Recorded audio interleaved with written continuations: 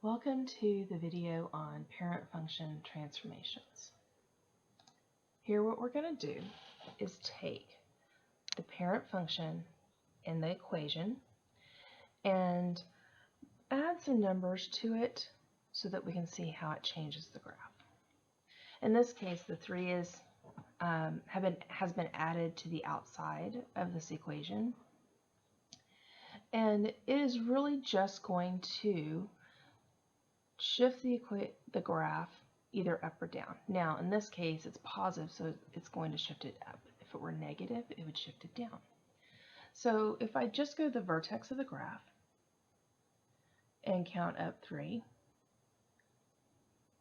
here we're just going to sketch the graph. But it would actually be the same size, same width.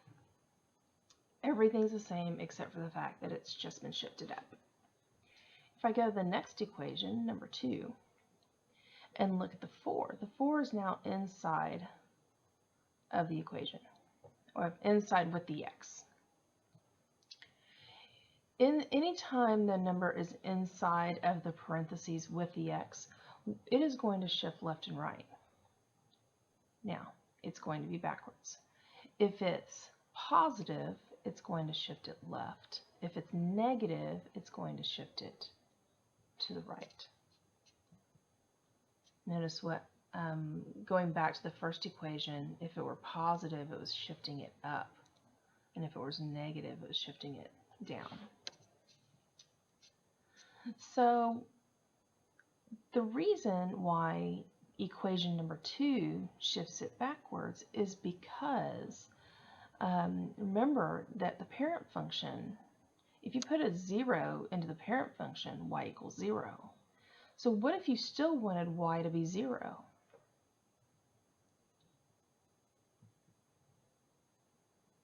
If you still want y to be 0, then the x plus 4 inside of the equation must still be 0. If we just simply solve for x, then we see that x equals -4. And we can simply just say that. Then x over on the graph must be -4. Which means the graph has been shifted to the left 4. Okay, so the equation number 3 has both a shift that is left-right and up and down because the numbers are in both the inside of the parentheses with the x and on the outside. So we're going to shift the 1, it's going to go left 1, and then we're going to go up 2. So left 1, up 2, and then I'm just going to sketch my parabola. Okay. All right. Last one. I've actually done all these equations with positive numbers. So equation number 4 just has negative numbers. We have to make sure that we know what to do with them.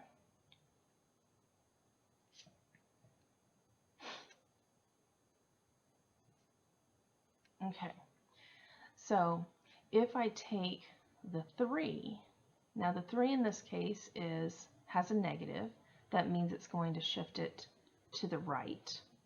And the 4 is also a negative, and that means it's going to shift it down. So if I go 3 to the right, and then down 4, and draw my parabola.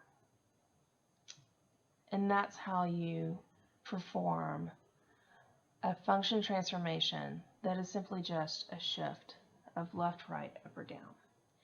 Okay, so the numbers are inside with the x, inside the parentheses, or they're on the outside. Let's look at the absolute value.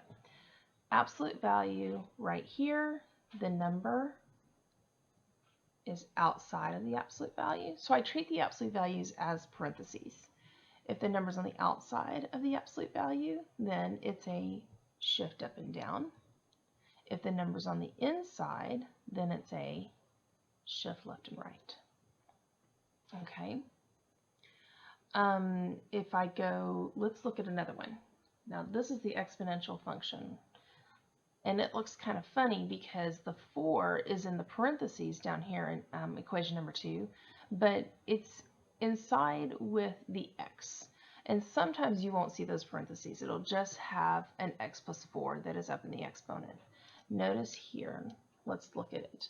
See, the 3 is a big 3 outside of the equation of the 2 to the x, and it's not in the exponent, whereas this 4 is inside with the x in the exponent. And it's going to work the same way. The 3 is going to shift up and down. The 4 is going to shift left and right, depending on whether they're positive and negative. Okay, so let's go ahead and do these. With this equation number 1, I'm going to do this one in red. So 2 to the x is the same graph, shifting it up 3.